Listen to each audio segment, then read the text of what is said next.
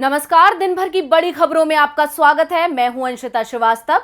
इस बुलेटिन की बड़ी खबरों पर चर्चा से पहले आइए देखते हैं सुर्खियां। यूपी में एमएलसी चुनावों की तस्वीर साफ। स्वामी प्रसाद मौर्य सहित सपा के चारों उम्मीदवारों ने भरा नामांकन। बीजेपी ने भी 9 उम्मीदवारों की लिस्ट की जारी। डिप्टी सीएम केशव प्रसाद मौर्य को भी मिला टिकट। 13 सीटों पर हो रहा है चुनाव। बिहार एमएलसी चुनावों में आरजेडी को बड़ी राहत। कांग्रेस ने नहीं उतारा उम्मीदवार। आरजेडी के तीनों उम्मीदवारों का रास्ता हुआ साफ। 7 सीटों पर हो रहे बिहार में विधान परिषद के लिए चुनाव। वाराणसी कोर्ट ने खारिज की अभिमुक्तेश्वर आनंद की याचिका। ज्ञानवापी में मिले कथित शिवलिंग की पूजा का मांगा था अधिकार। कोर्ट ने कहा, आपका मामला अर्जेंट नहीं, जुलाई में आइए तभी करेंगे सुनवाई। केंद्र सरकार ने खरीफ की 14 फसलों पर किया एमएसपी का ऐलान। लगातार तीसरे साल बढ़ाई गई एमएसपी। आज भी शेयर बाजार में रही गिरावट। सेंसेक्स 215 अंकों की गिरावट के साथ 54,892 अंक पर हुआ बंद। निफ्टी 60 अंकों की गिरावट के साथ 16,356 पर हुआ बंद। तो ये थी सुर्खियां। आइए अब बात करते हैं आज की सबसे बड़ी खबर की। बीजेपी की पूर्व प्रवक्ता नुपुर शर्मा ने अपनी पार्टी को तो मुश्किल में फंसा ही दिया है, साथ ही देश की मुश्किलें भी बढ़ा दी हैं।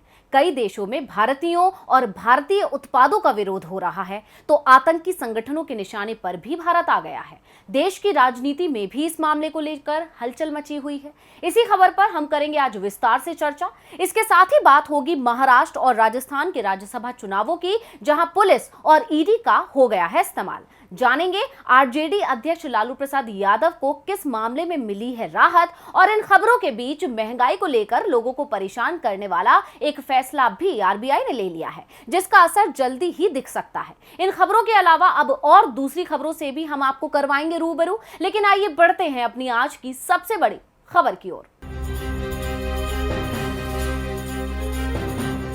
तो दोस्तों, नुपुर शर्मा का मामला बीजेपी के साथ ही देश की भी परेशानी बढ़ा रहा है। उनका एक बयान दूसरे देशों में रह रहे भारतीयों की परेशानी बन गया है। देश में जगह जगह नुपुर की गिरफ्तारी की मांग हो रही है। इन सबके बीच विपक्षी दल भी मोदी सरकार को घेरने में जुटे हैं। राहुल गांधी ने बीजेपी नेताओं के पुराने बयान साझा करते हुए निशाना साधा है, जिस कारण से बीजेपी बुरी तरह से फंसी दिख रही है। भारतीय जनता पार्टी की प्रवक्ता रही नुपुर शर्मा ने एक टीवी डिबेट के दौरान पैगंबर मोहम्मद साहब को लेकर गलत बयानी की थी, जिसके बाद दुनिया भर में भारत और नुपुर शर्मा का जमकर विरोध हो रहा है। इतना ही नहीं, अब नुपुर की गिरफ्तारी की मांग भी तेज हो गई है। इस पूरे मामले के चलते जहां पहले ही भारत की मुश्किलें बढ़ी ही हुई थी, अब अलकायदा की तरफ से आई धमकी ने भी भारत की चिंता बढ़ा दी है। अलकायदा ने भारत को दहलाने की धमकी दी है। अलकायदा के सहयोगी संगठन ने कहा कि वो पैगंबर का अपमान करने के लिए दिल्ली, मुंबई, यूपी और गुजरात को निशाना बनाएगा। अलकायदा ने एक पत्र जारी करके कहा कि इन हमलों में वो हिंदुओं को निशाना बनाएगा। अलकायदा ने ये भी धमकी दी है कि वो पैगंबर के खिलाफ बोलने वाले हर शख्स की जान ले लेगा। वहीं संयुक्त राष्ट्र ने भी हाल ही में चेतावनी दी है कि अलकायदा कश्मीर से लेकर पूरे भारत में अपनी गतिविधियां बढ़ा सकता है। यानी साफ है कि इस एक बयान ने भारत को मुसीबत में डाल दिया है। साथ ही मुस्लिम देशों के साथ भी भारत के संबंध खराब हो रहे हैं। आलम यह है कि कतर में तो सुपरमार्केट से भारत का सामान ही हटा दिया है और उसकी बिक्री बैन कर दी गई है। यानी भारत को आर्थिक नुकसान भी हो रहा है। दुनिया के अलावा देश में भी इस एक बयान ने माहौल बिगाड़ दिया है और हर तरफ नुपुर और बीजेपी का विरोध जारी है। एआईएमआईएम चीफ असदुद्दीन ओवैसी के नुपुर शर्मा की गिरफ्तारी की मांग के बाद महाराष्ट्र सरकार ने भी कार्रवाई के आदेश दे दिए थे, जिसके चलते नुपुर को 22 जून को पूछताछ के लिए बुलाया गया है। वहीं अब जमीयत उलेमा-ए हिंद ने भी दिल्ली पुलिस से नुपुर शर्मा की गिरफ्तारी की मांग की है। वहीं इस पूरे मामले पर विपक्ष जहां शुरुआत से ही बीजेपी को घेरता आया है, वहीं अब एक बार फिर कांग्रेस सांसद राहुल गांधी ने ट्वीट कर बीजेपी को आड़े हाथों ले लिया है। अपने इस ट्वीट में बीजेपी नेताओं के विवादित बयानों को दर्शाया है। ऐसा करके राहुल ने बीजेपी का मुखौटा उतारने की कोशिश की है। वहीं कांग्रेस नेता सचिन पायलट ने कहा कि बीजेपी ने देश की इमेज को खराब कर दिया है। नुपुर शर्मा ने तो बीजेपी की मुश्किलें बढ़ा ही दी हैं, साथ ही उनके विधायक भी पार्टी की मुश्किल बढ़ाते दिख रहे हैं और इसका असर राजस्थान के राज्यसभा चुनावों पर भी पड़ता दिख रहा है। बीजेपी विधायक को आज थाने में पेश होने के लिए नोटिस दिया गया था, लेकिन वो थाने नहीं पहुंची और अब उनकी गिरफ्तारी की तैयारी शुरू हो गई है। राजस्थान में 4 सीटों पर राज्यसभा सदस्यों का चुनाव होना है, जिसमें से 2 सीट सत्ताधारी कांग्रेस आसानी से जीत सकती है। वहीं एक बीजेपी के खाते में आसानी से जाती दिख रही है, लेकिन चौथी सीट के लिए दोनों ही पार्टियों के पास वोट कम है। अब दोनों ही पार्टियां चौथी सीट को जीतने के लिए जोड़ तोड़ लगा रही हैं। इस सीट के लिए कांग्रेस के प्रमोद तिवारी का मुकाबला बीजेपी समर्थित निर्दलीय उम्मीदवार सुभाष चंद्रा से है। एक सीट जीतने के लिए 41 वोट की जरूरत है। राजस्थान में बीजेपी के 71 विधायक हैं, यानी एक सीट जीतने के बाद बीजेपी के पास 30 वोट बचते हैं, जो पार्टी सुभाष चंद्रा को ट्रांसफर कर रही है। सुभाष चंद्रा को राष्ट्रीय लोकतांत्रिक पार्टी का भी समर्थन मिल गया है, जिनके पास 3 विधायक हैं। ऐसे में अब चंद्रा के पास 33 वोट हैं और उन्हें 8 वोटों की जरूरत है। चंद्रा दावा कर रहे हैं कि उन्होंने 8 वोटों की व्यवस्था कर ली है। इसी के चलते राजस्थान कांग्रेस में हलचल मच गई है और उसे क्रॉस वोटिंग का डर सता रहा है, जिससे बचने के लिए कांग्रेस ने सभी विधायकों को उदयपुर में एकत्रित कर लिया है।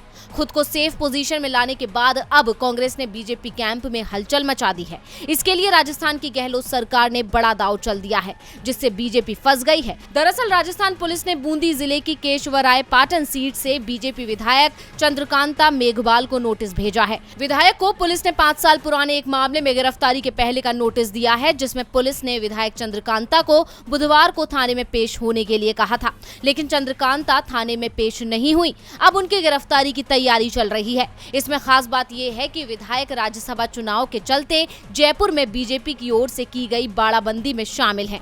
ऐसे में अब दावा किया जा रहा है कि राजस्थान पुलिस उस होटल पर छापा मारने की तैयारी कर रही है, जहां बीजेपी विधायक ठहरे हुए हैं, और ये छापा 9 जून की रात को मारा जा सकता है, जिससे बीजेपी का 1 वोट कम हो जाएगा। और इससे एक तीर से 2 निशाने लगाने की कोशिश है, क्योंकि अगर चंद्रकांता गिरफ्तार होती हैं तो बीजेपी का 1 वोट कम होने के साथ ही दूसरे बीजेपी विधायकों में डर भी पैदा होगा और बीजेपी के बनाए समीकरण बिगड़ जाएंगे। बीजेपी विधायक चंद्रकांता को गिरफ्तार करने के लिए पुलिस उस होटल में छापा मार सकती है जहां बीजेपी के विधायक रुके हुए हैं। इसे लेकर बीजेपी में बेचैनी दिख रही है, तो दूसरी ओर बीजेपी भी केंद्रीय एजेंसियों का इस्तेमाल करने में जुटी है। महाराष्ट्र में महाविकास अघाड़ी के वोटों को कम करने के लिए ईडी का इस्तेमाल हो रहा है।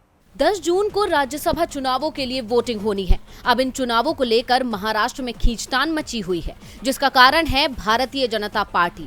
ऐसा इसलिए क्योंकि महाराष्ट्र में 6 सीटों के लिए 7 उम्मीदवार मैदान में हैं। ऐसे में 22 साल बाद मतदान के हालात बन गए हैं। बीजेपी ने अपना तीसरा उम्मीदवार उतारकर बाकी दलों का गणित बिगाड़ दिया है और अब अपनी जीत के सपने को साकार करने के लिए बीजेपी सारे जोड़ तोड़ लगा रही है। इतना ही नहीं, अब इसके लिए उसने केंद्रीय जांच एजेंसियों का सहारा लेना भी शुरू कर दिया है। दरअसल महाराष्ट्र के पूर्व गृह मंत्री अनिल देशमुख और राज्य के कैबिनेट मंत्री नवाब मलिक ने राज्य चुनाव में वोट डालने के लिए 1 दिन की अस्थायी जमानत की मांग की है, जिसके लिए ईडी को अपना जवाब दाखिल करना था। ऐसे में आज प्रवर्तन निदेशालय ने अपना जवाब दाखिल करते हुए जमानत याचिका का विरोध किया है। ईडी ने कहा कि कैदियों के पास जनप्रतिनिधित्व अधिनियम के तहत मतदान का अधिकार नहीं है, यानी ईडी ने यहाँ भी पेच फंसा दिया और बीजेपी ने अपनी चाल चल दी है।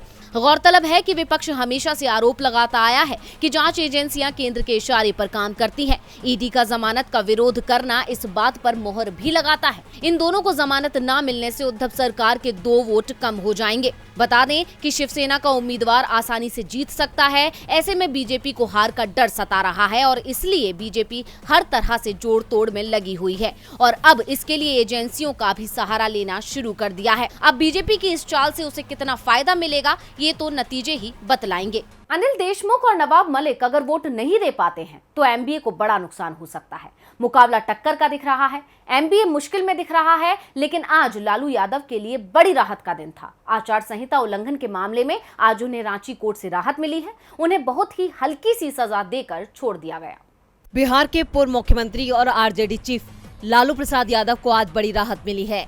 13 साल पुराने एक मामले में बिहार की पलामू कोर्ट ने 6000 के जुर्माने के बाद उन्हें जमानत दे दी। आचार संहिता उल्लंघन मामले में आज लालू यादव की झारखंड के पलामू कोर्ट में पेशी हुई। पलामू कोर्ट ने सुनवाई करते हुए लालू पर 6000 रुपए का जुर्माना लगाया।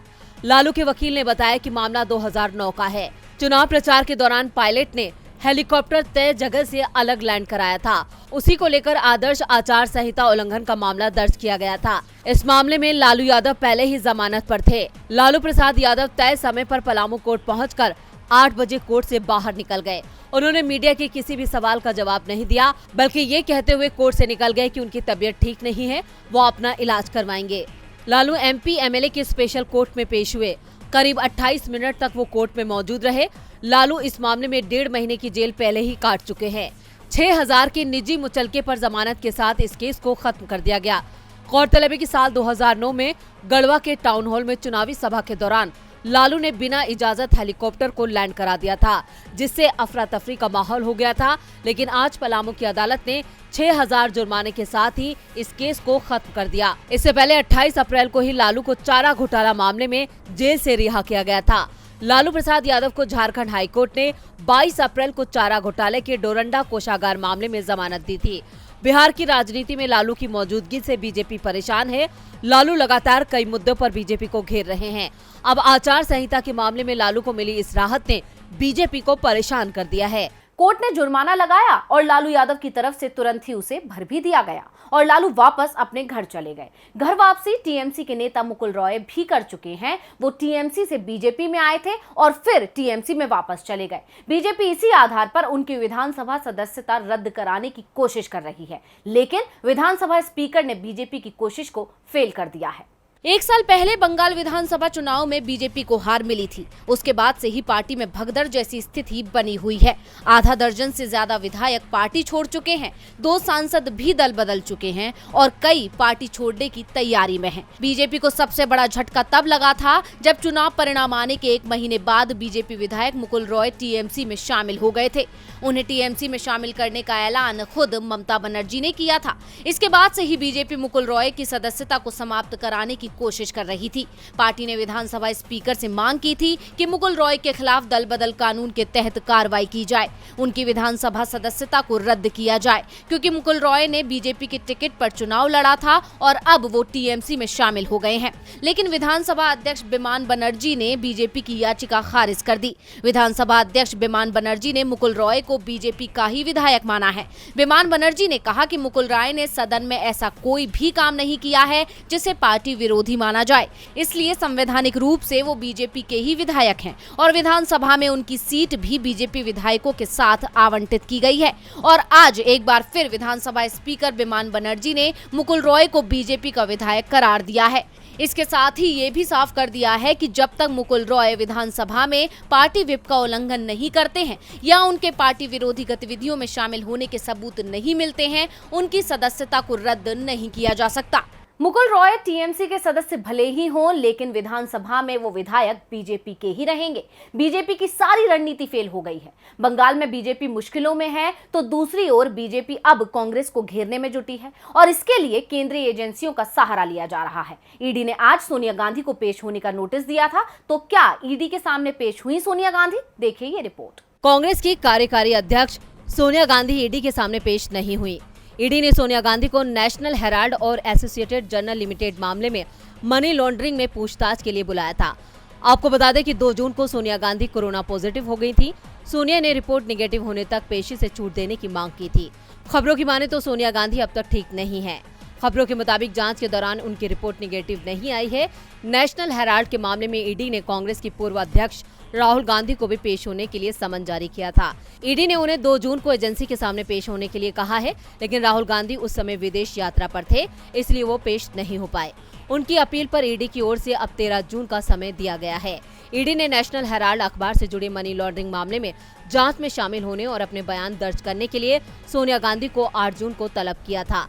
कांग्रेस नेता रणदीप सुरजेवाला ने ईडी के समन को बदले की राजनीति करार दिया है। उन्होंने कहा था कि विपक्ष नेताओं को निशाना बनाने के लिए बीजेपी बदले की राजनीति कर रही है।